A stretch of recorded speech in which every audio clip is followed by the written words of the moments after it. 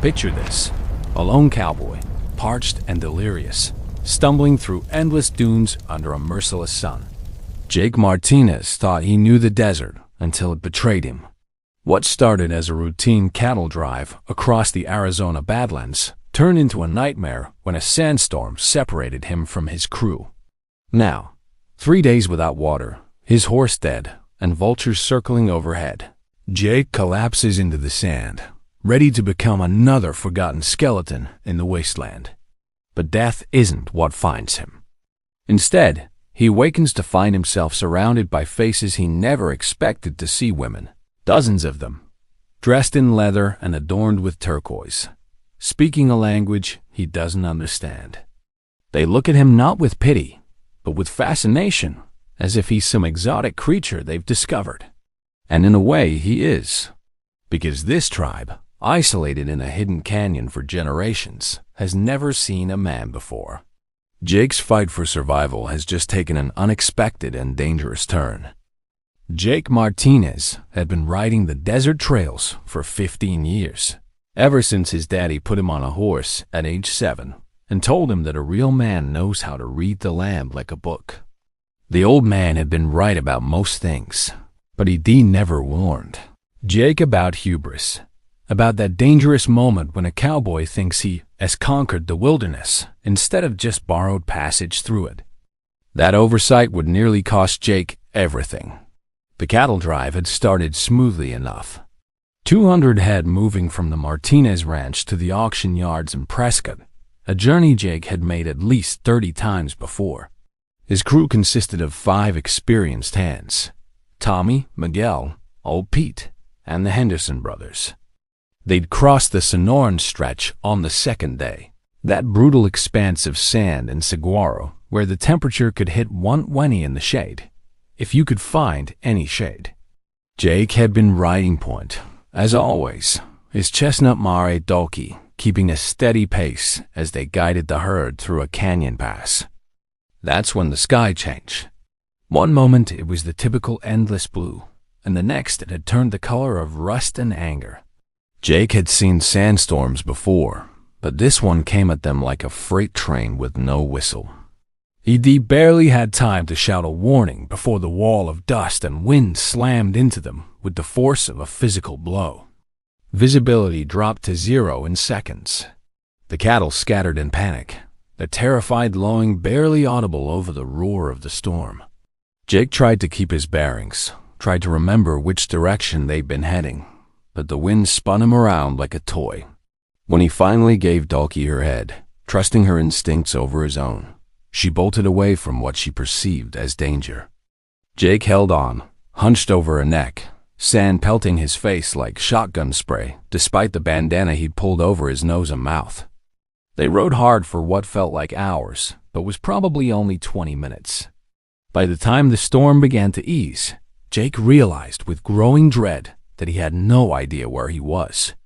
The familiar canyon walls had disappeared, replaced by an endless sea of dunes he didn't recognize.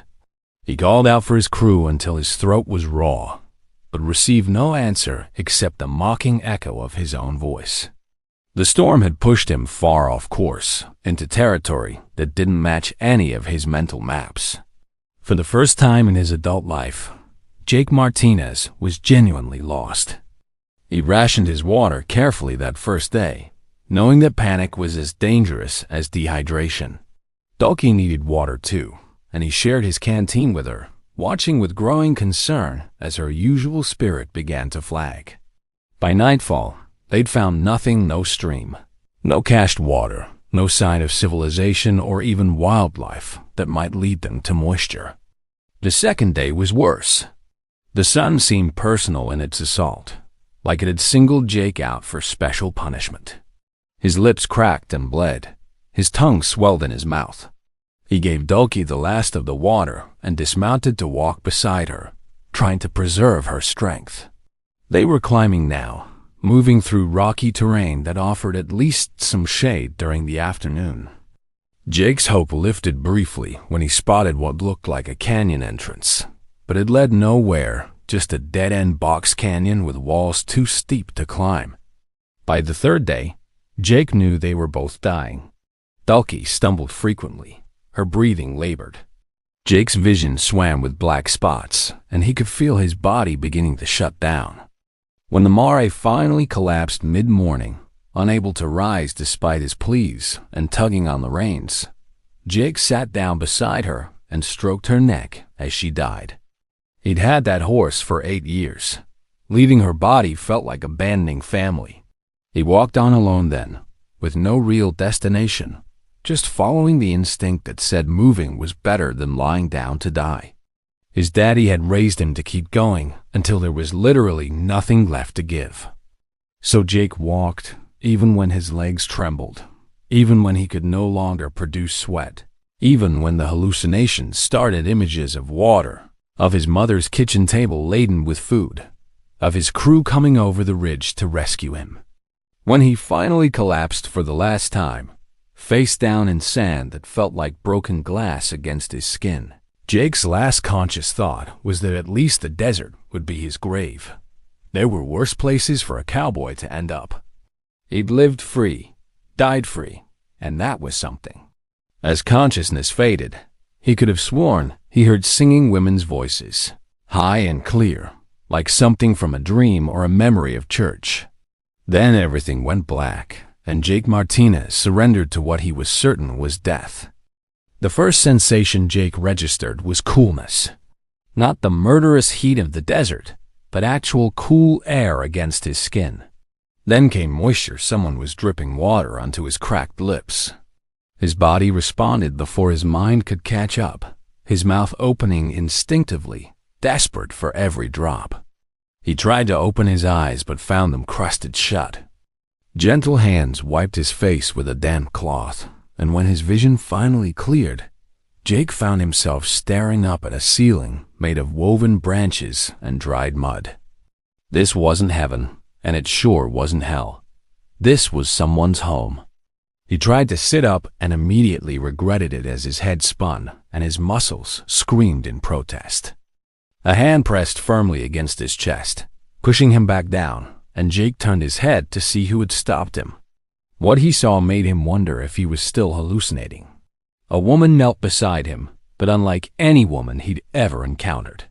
She wore leather clothing that looked handcrafted, decorated with intricate beadwork and turquoise stones. Her hair was long and black, woven with feathers and small bones. But it was her eyes that struck him most dark and intelligent, studying him with an intensity that made him uncomfortable. She spoke, but the words were completely foreign to him. The language had a musical quality, but Jake couldn't make sense of a single syllable. He tried to respond, his voice coming out as barely a croak. "Water," he managed. "Please." The woman's eyes widened at the sound of his voice, and she called out. Within seconds, the small dwelling filled with other women, all dressed similarly, all staring at Jake with expressions ranging from curiosity to wonder to suspicion.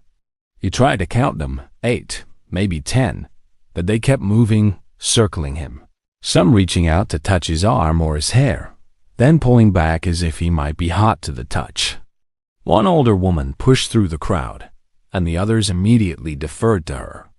She had gray streaking her dark hair and carried herself with unmistakable authority. She knelt beside Jake and examined him methodically, checking his eyes, feeling his forehead, pressing her fingers against his wrist to check his pulse. She spoke to the others in that same musical language, and several women hurried out of the dwelling.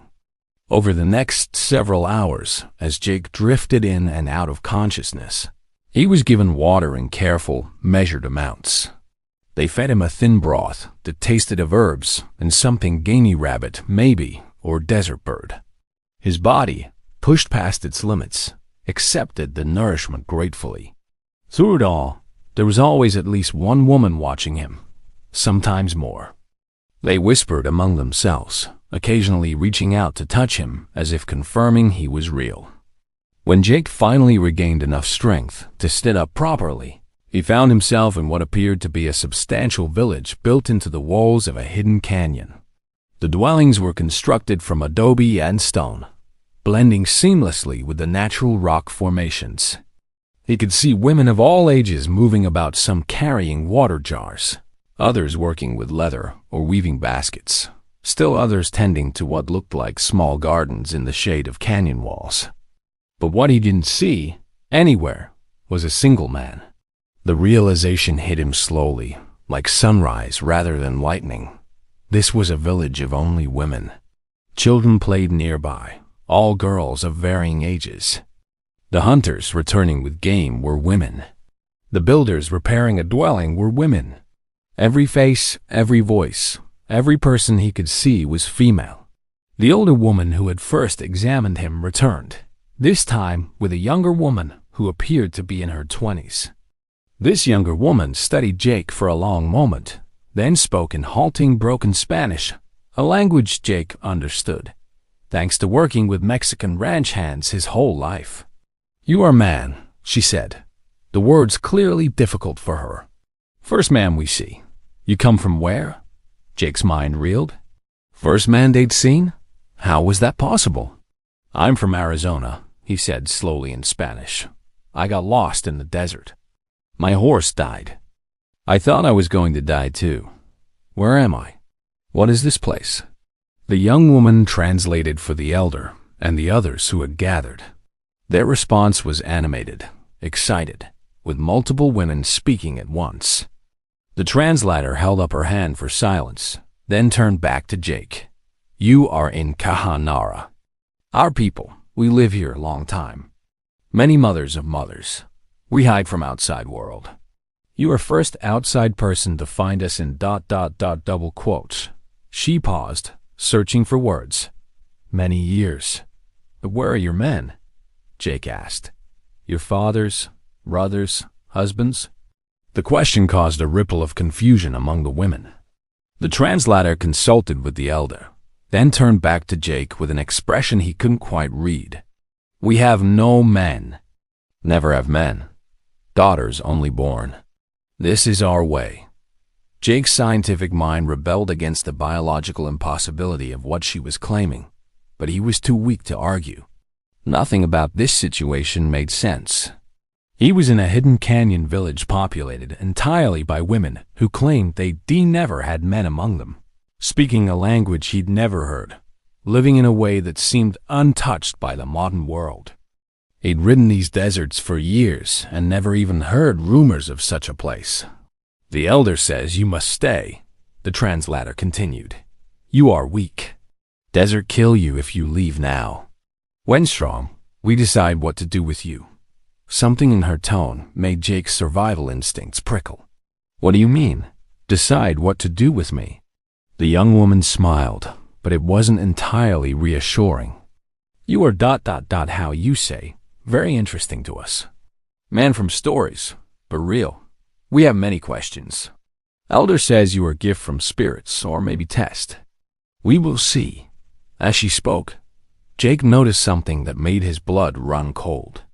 Many of the women carried weapons, bows, knives made of knapped stone, spears with fire-hardened points. They weren't hostile, but they were clearly capable. And he was one man still weak from his ordeal, surrounded by an entire village of people who viewed him as something between a curiosity and a prize. The translator's next words confirmed his fears. "You are safe here, but you cannot leave. Not until we understand what spirits want us to do with you." She paused, then added something that sounded almost apologetic. "You are ours now. Our ... What is word ... trophy? Yes, you are our trophy from desert." As Jake's strength returned over the following days, he began to understand the full scope of his predicament. The village of Kahanara operated under a complex matriarchal system that had apparently existed for generations, isolated from the outside world in this hidden canyon, accessible only through a narrow, easily defended entrance that Jake had stumbled through in his delirium. The society was ruled by a council of 7 elders, with the gray-haired woman who had first examined him, whose name was Talara, serving as the primary leader.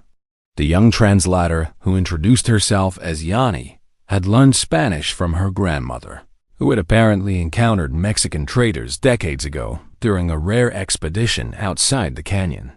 Yanni became Jake's primary source of information and his only real means of communication with the rest of the village. Through her, he learned that the tribe believed they were descended from a group of women who had fled some ancient catastrophe, seeking refuge in this hidden place. Over time, their isolation had become intentional, a choice to live apart from a world they viewed as dangerous and corrupt. The question of how they reproduced without men remained a mystery that Yanni danced around whenever Jake brought it up. She would smile enigmatically and say only that the spirits provide daughters, or that life finds a way in sacred places. Jake suspected there was more to the story, perhaps occasional encounters with outsiders that the tribe didn't discuss, or some other explanation that his fevered attempts to understand kept missing. But pressing the issue seemed unwise given his vulnerable position. What became increasingly clear was that his presence had thrown the village into turmoil. Groups of women would gather to stare at him as he recovered, whispering among themselves. Younger women were particularly fascinated, approaching him with a boldness that made Jake uncomfortable. They would touch his beard. None of them had ever seen facial hair before, or marvel at his height and build. He was treated less like a person and more like an exotic animal in a zoo. On his 5th day in Kahanara, Yanni came to him with news that made his stomach drop. "The council has made decision about you," she said, her expression unreadable. "Tonight, there will be ceremony. You must come before all the people." "What kind of ceremony?" Jake asked warily. "A ceremony of claiming," Yanni replied. "The elders have debated much. Some say you should be killed, you know our secret, our location. Others say you should be kept prisoner always. But Talara has convinced them of different way. Which is?" Yanni hesitated. "You will be claimed by the tribe. You will become ... property of Kahanara. You will be honored, given good dwelling, good food, everything you need. But you can never leave, and you will have duties." "Duties?" Jake's voice came out sharper than he intended. "What kind of duties? We have many questions about outside world. You will teach us. Tell us of your people, your ways, your knowledge." And ... double quote, she paused, clearly uncomfortable. "There are other expectations. You are only man. Many women are curious. The council says you will help us understand men. Understand the other half of humanity we have never known." Jake felt his face flush. "Hold on now. I'm not some kind of, I won't be treated like a breeding stud or a..." No. Yanni interrupted quickly. "Not that. We do not need men for daughters. That is sacred mystery. But to understand men, to learn from you, to study you, this is what council wants. You will be living symbol of the outside world, kept here so we may learn." That evening, Jake was led to the center of the village, where the entire population had gathered around a large fire. He estimated there were perhaps 200 women and girls in total, ranging from infants to ancient crones. They sat in concentric circles around the fire, with the council of elders occupying positions of honor closest to the flames. Talara stood and began to speak in the musical tongue of Kahanara. Though Jake couldn't understand the words, he could hear the power in her voice, the way she commanded attention. She spoke for several minutes, and Jake noticed different reactions rippling through the crowd, some women nodding in agreement, others looking troubled, younger ones staring at him with undisguised interest. When Talara finished, Yanni translated the key points. "She says you are a gift from the desert, sent to test our ways and expand our knowledge. She says keeping you alive and keeping you here serves the tribe better than killing you or letting you go. She says you will be honored guest and protected member of Kahanara, but you are bound to us now as we are bound to this canyon. She says any woman who wishes to learn from you may seek your counsel, and you must answer truthfully. She says if you try to escape, you will be hunted and brought back, or killed if you resist. She says, if you accept these terms peacefully, your life here will be a good one. Jake looked around at the sea of faces watching him. He saw curiosity, suspicion, excitement, fear, a complete range of human emotion, all directed at him. His choices were stark. Accept this bizarre situation or fight it and likely die trying to escape through a desert that had nearly killed him once already. His daddy had always said that a smart man knows when he's beaten, and that there's no shame in living to fight another day. Tell her I accept, Jake said quietly. But tell her also that I'm a man who values his freedom, and that I hope in time, when I've proven myself trustworthy, that freedom might be returned to me. Yanni translated, and Talara nodded slowly. She responded, and Yanni turned back to Jake. She says freedom is earned through trust, and trust is built through time. She says the spirits will show the path forward. For now, you are claimed by Kahanara. The elder approached Jake with a necklace made of turquoise, bone, and dark feathers. She placed it around his neck while speaking words that sounded like both blessing and binding. The other women began to chant, a sound that started low and built in intensity until it echoed off the canyon walls. Despite everything, Jake felt the hairs on his arms stand up. There was power in this moment, something ancient and primal that transcended his understanding. When the ceremony concluded, several younger women approached him, emboldened by the official claiming. They touched the necklace, touched his hands, asked questions through Yanni faster than he could answer. One woman, bold and laughing, reached up and tugged his beard gently, then ran her fingers through it with such wonder that Jake didn't know whether to laugh or cry. He had survived the desert only to become the prized possession of a lost tribe. As the night wore on and the celebration continued around him, Jake wondered if anyone from his old life would ever know what became of him. Were his crew looking for him?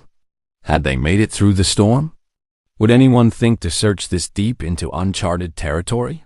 Or would Jake Martinez simply become another cowboy who disappeared into the desert, swallowed by the wilderness he thought he'd mastered? The questions haunted him as the fire burned low, and the women of Kahanara danced their ancient dances, celebrating the acquisition of their living trophy. The weeks that followed were among the strangest of Jake's life. He was given a dwelling of his own, a small but comfortable adobe structure with woven blankets, pottery vessels, and even a few personal touches, dried flowers. Someone had placed in a clay vase a carved wooden stool that was actually the right height for his frame. He was fed well, often receiving the choice portions of meat from hunts and the best fruits from the carefully tended gardens. In terms of physical comfort, he wanted for nothing. But comfort, Jake learned, was not the same thing as freedom. His days quickly fell into a routine that was equal parts fascinating and exhausting. In the mornings, Talara or one of the other elders would visit, sometimes with Yanni to translate, sometimes attempting to communicate through gestures and the few Spanish words they were learning.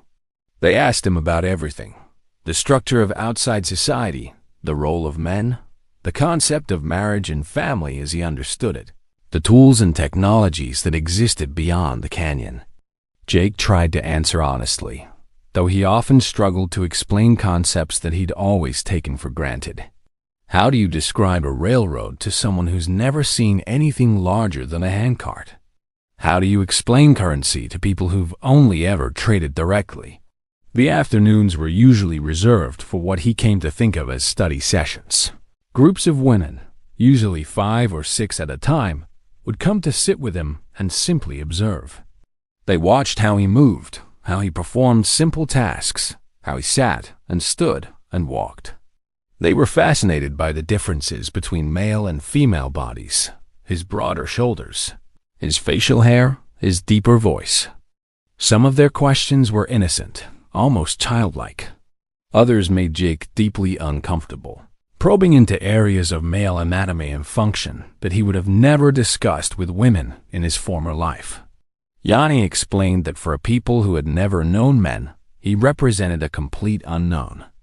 "To us, you are like a being from the stars," she said one evening as they sat outside his dwelling, watching the sunset paint the canyon walls gold and red.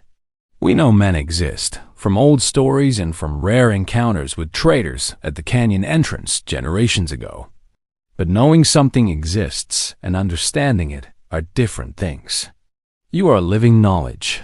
I feel more like a specimen in a jar," Jake replied, not bothering to hide his frustration. "I'm not an animal to be studied, Yanni. I'm a man with thoughts and feelings, with a life that existed before I stumbled into this place. I had a family, friends, work that mattered to me. Don't any of you understand that?" Yanni was quiet for a moment. "I understand more than the others," she finally said. "My grandmother told me stories of the outside world, of the complexity and pain and wonder of life beyond the canyon. But most of our people have never left, have never wanted to leave. This place is everything to them. And you are opportunity to understand the half of humanity we have always been separate from. At the cost of my freedom." "Yes," she acknowledged. "At that cost. I'm sorry for it, Jake Martinez. But I also understand why the council decided as they did. You are too valuable to let go, and too dangerous to our secret to be allowed to return to your world." What Jake hadn't anticipated was how his presence would disrupt the social fabric of Kahanara. Rivalries began to emerge among the women over access to him.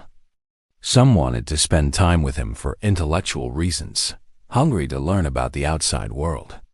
Others were drawn by simple curiosity about masculinity, having never experienced close proximity to a man. And still others, particularly some of the younger women, seemed attracted to him in ways that created tension and jealousy. One young woman named Sira became especially persistent. She was around 20, strong and beautiful by any standard, with long black hair and eyes that seemed to see right through him. She would find excuses to be near him, bringing him food she'd prepared, offering to teach him their language, lingering in his presence with an intensity that made him nervous. When other women were around, Sira would position herself close to Jake, sometimes touching his arm or shoulder in a way that staked a subtle claim. The situation came to a head one afternoon when Jake heard raised voices outside his dwelling. He emerged to find Sira arguing with two other women, their musical language transformed into something harsh and angry. Yanni arrived moments later, looking troubled. "What's happening?" Jake asked. "Sira claims she should be your primary teacher and companion," Yanni explained. "She says the spirits have shown her that she is meant to be bound to you. But Resh and Mana say this is not for her to decide, that the council must determine how your time is allocated among those who wish to learn from you." "I don't want to be allocated like a resource," Jake said sharply. "And I sure as hell don't want to be the cause of fighting among your people." The dispute was brought before the council that evening. Jake was required to attend, though he couldn't understand most of what was said. The debate was heated, with multiple women standing to speak passionately, gesturing toward him as they made their points. Talara listened to everyone, her face impassive, before finally raising her hand for silence. When Yanni translated the elder's decision, Jake's heart sank. "She says that you are property of the entire tribe, not of any individual woman. But she also says that Sira has shown the strongest interest and the greatest dedication to learning from you. Therefore, Sira will be assigned as your primary companion and teacher. She will help you learn our language, and in return, you will teach her about your world and your male perspective on life. Other women may still visit and learn from you, but Sira will have priority of access." Jake looked at Sira, who was smiling with unmistakable satisfaction. He then looked at the other women, some of whom appeared angry or disappointed. He had no say in this arrangement, no voice in how his life was being organized. He was a trophy being passed around, and now he'd been assigned a keeper. That night, unable to sleep, Jake sat outside his dwelling looking at the stars. He picked out familiar constellations, Orion, the Big Dipper, Cassiopeia, and felt simultaneously close to and impossibly far from his former life. Those were the same stars he'd looked at from the Martinez ranch, the same stars that had guided him on countless cattle drives. But the life of the man who had looked at them before seemed like it belonged to someone else now. Yanni found him there, sitting alone in the darkness. She sat beside him without speaking for several minutes, just sharing the quiet. Finally, she said, "You are thinking of escape." It wasn't a question. Jake didn't bother denying it. Every day, every hour, it would be very difficult. The canyon entrance is guarded. The desert beyond is vast and knows no mercy, as you learned. And if you were caught, they'd kill me. Perhaps, or perhaps something worse. There are some in the village who would see you caged, literally imprisoned if you proved untrustworthy. Jake let out a long breath. Your grandmother, who told you about the outside world, did she ever want to leave? Yanni nodded slowly.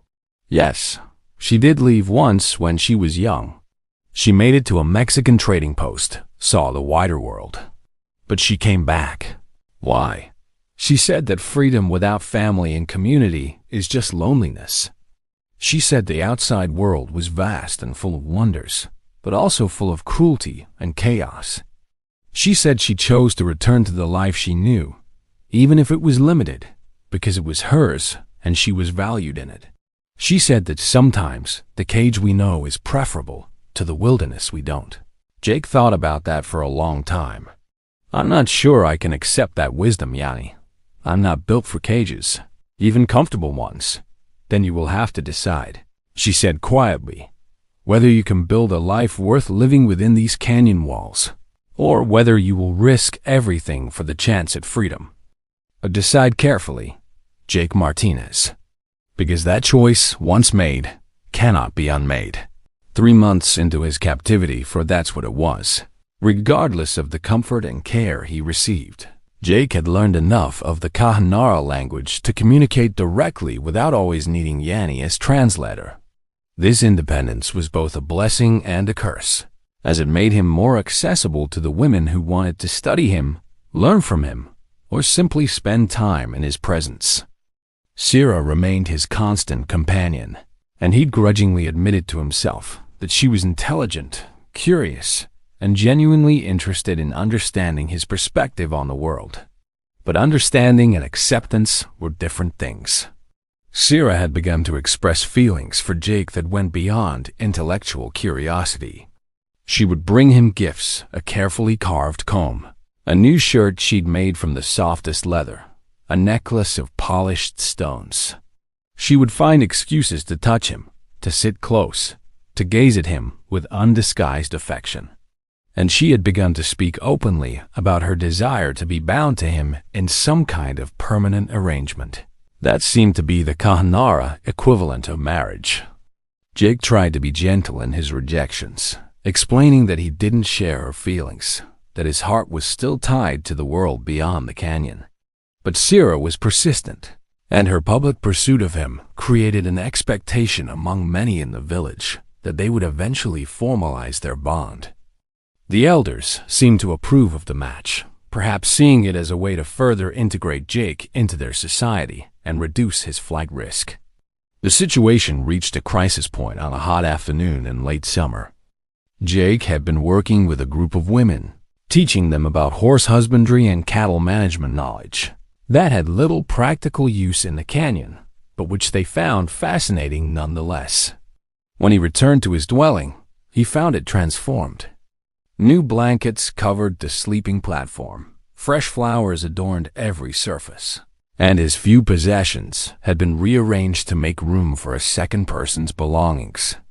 Sira stood in the center of the room, dressed in ceremonial clothing and smiling with nervous hope. Behind her stood Talara and 2 other elders. Through Talara, they explained that the council had decided it was time for Jake to accept a formal companion.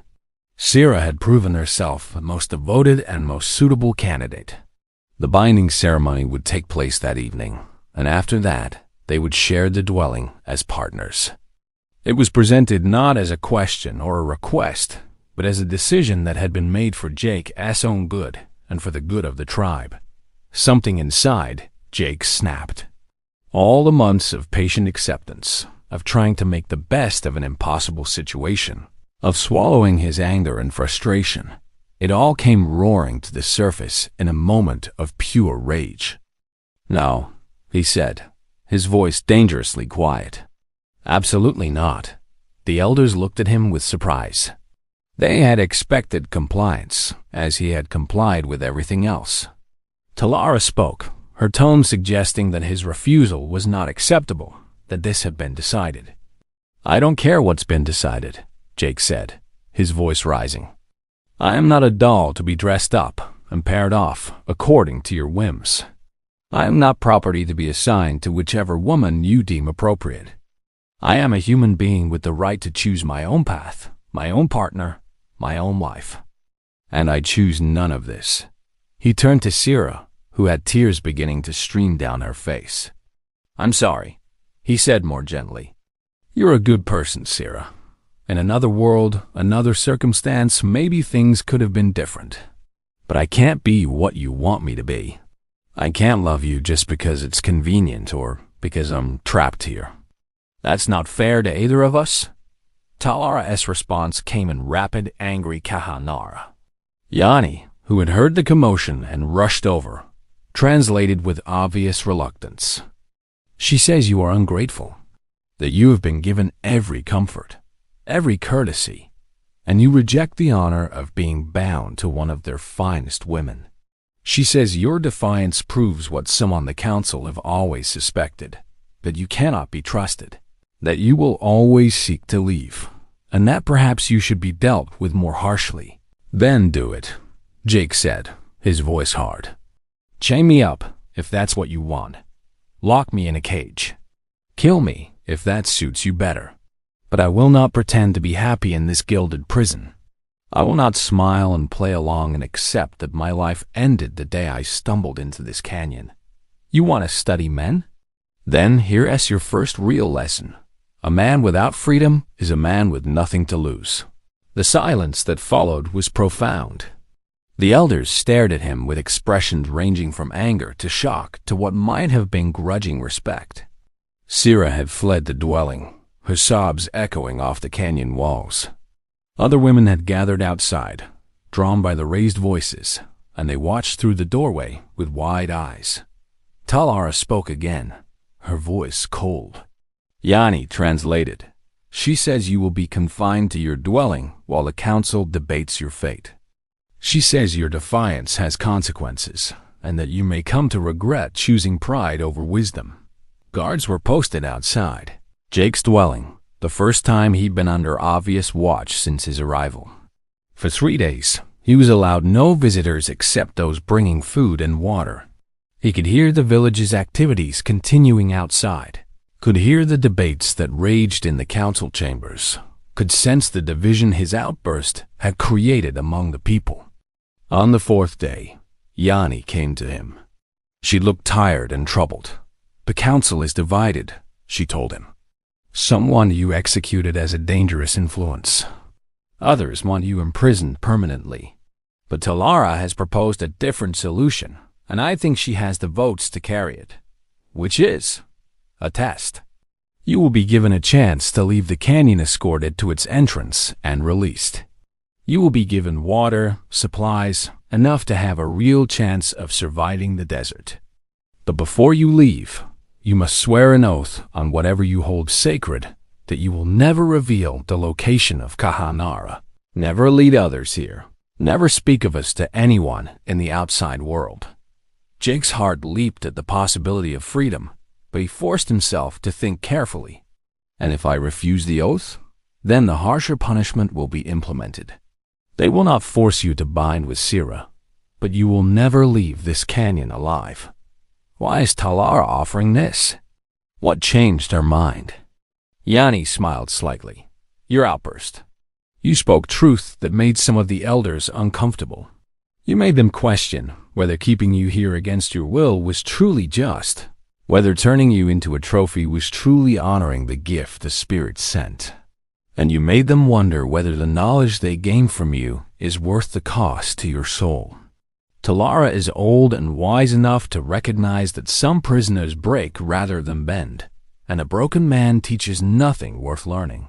That evening, Jake was brought before the full council and most of the village. Talara spoke at length, and Yanni translated. She explained that the council had decided to offer Jake his freedom, conditional on his oath of silence about Kahanara. She spoke about the risk they were taking, the trust they were extending, and the hope that Jake would prove worthy of that trust. Then she asked him directly, would he swear the oath? Jake looked around at the faces of the women who had held him captive, studied him, cared for him, and frustrated him for months. He saw Sira in the crowd, still looking heartbroken. He saw Yanni, who had become something like a friend. He saw the young girls who had asked him endless questions about the outside world. He saw the elders who had debated his fate and ultimately chosen mercy over safety. I swear, Jake said clearly, on my father's grave and on my honor as a man, that I will never reveal the location of Kahanara to another living soul.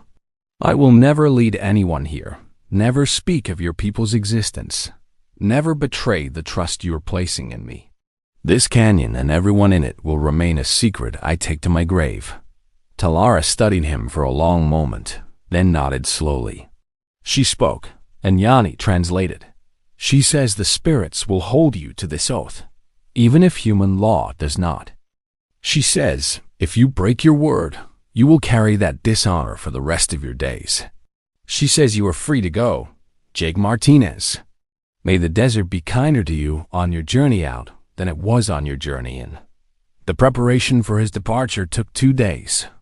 The women of Kahanara provided him with supplies that would have seemed miraculous during his original ordeal. 2 full water skins made of treated leather, dried meat and fruit that would last for weeks, a hand-drawn map showing the safest route through the desert to the nearest settlement, even a knife of napped obsidian that was sharper than any blade he'd owned. They gave him a wide-brimmed hat woven from desert grass to protect him from the sun, and sturdy sandals made for long walking. On his last evening in the canyon, Sira came to him. Her eyes were red from crying, but she held herself with dignity. Through halting Spanish and the Kahanara he'd learned, they communicated. I understand now, she said. You cannot love where your heart is not free. I wanted to keep you like beautiful bird in cage, but birds in cages forget how to sing. I am sorry for my part in your captivity. Jake took her hand gently. In another life, Sira, you would have made some man very happy. You're strong, intelligent, beautiful, and brave. Don't settle for less than someone who can give you their whole heart freely. She smiled sadly. In Kahanara, there are no men to give hearts to, but perhaps that is changing. Perhaps you are not the last man who will find us. Perhaps the spirits are preparing us for a different future. That night, Yanni sat with him one last time under the stars. My grandmother was right, she said. The outside world took her heart, even though she came back here. She told me once that she never stopped dreaming of the places she'd seen, the people she'd met.